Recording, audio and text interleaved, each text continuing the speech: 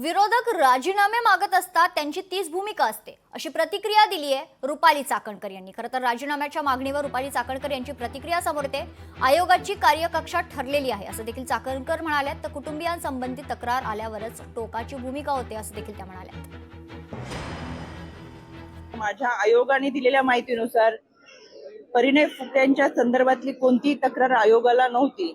विरोधकांमध्ये असणाऱ्या प्रत्येकाची भूमिका काय असते की राजीनामा द्या।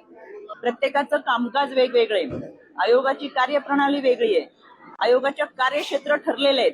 त्याच्यामुळे ह्या सगळ्यांमध्ये पण प्रत्येक काम आयोगानेच करावं असं जेव्हा टीकाकारांना वाटतं की आमच्या कामाची पावती आहे। सातारा जिल्ह्यात शरद पवारांच्या राष्ट्रवादीला मोठा धक्का बसलाय। पाटणकर घराणं भाजपाच्या वाटेवर आहे। पाटणकर घराणं पुढील आठवड्यात भाजपात पक्षप्रवेश करणार असल्याची महत्त्वाची माहिती समोर येते।